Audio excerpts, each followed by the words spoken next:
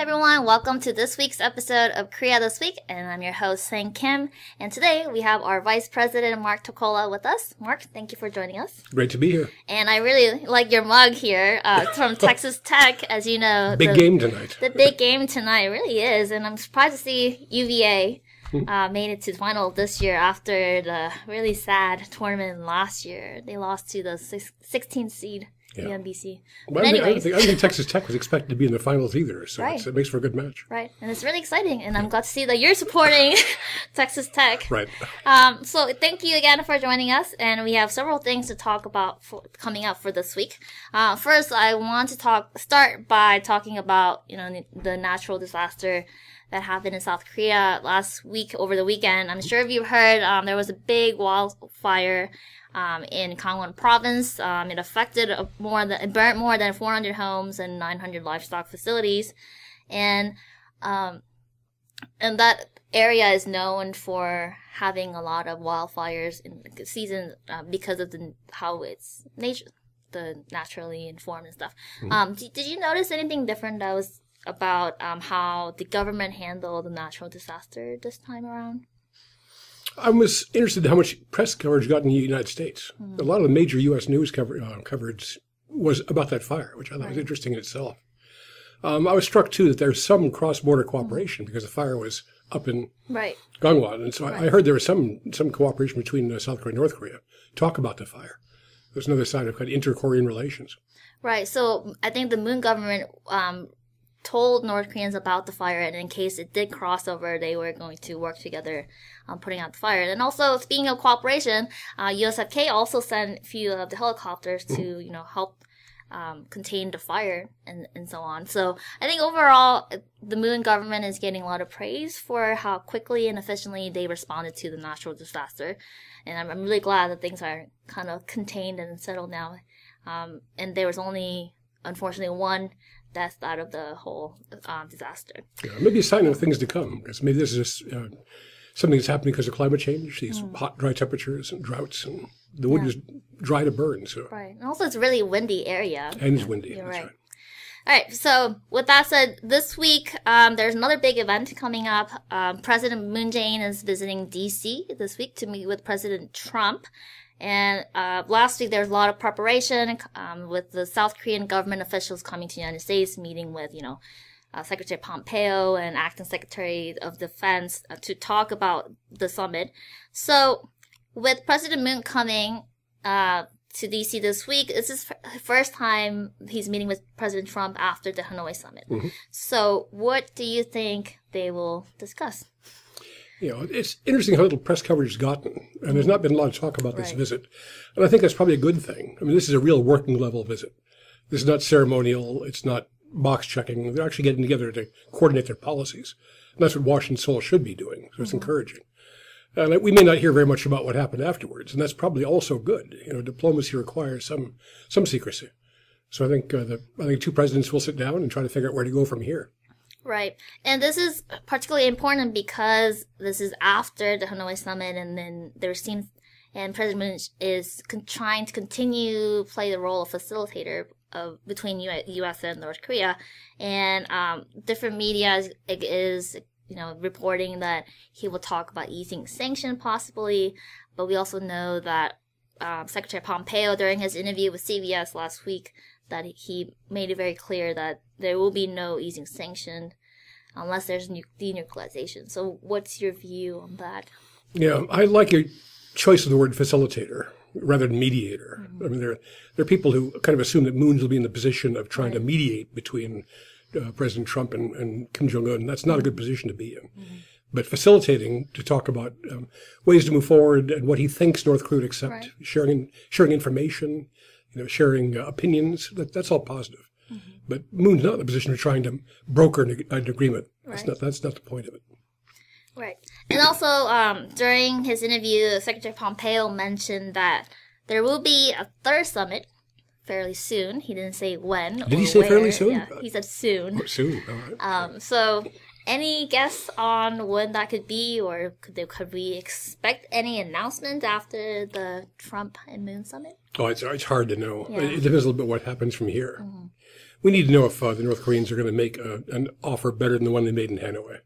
So I can't see that the summit would meet again unless they had some indication there'd be a possible breakthrough or success in it. I mean, to have a repeat of Hanoi wouldn't be a healthy thing. Right.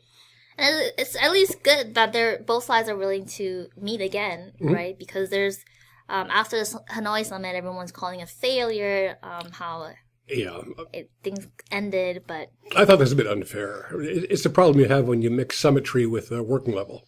Because in working level negotiations, taking a pause is perfectly normal. So if you make the summit into working level, then if you have a meeting where you don't succeed, rather than think of it as a working level pause, it looks like a failure. And that's unfortunate. Right.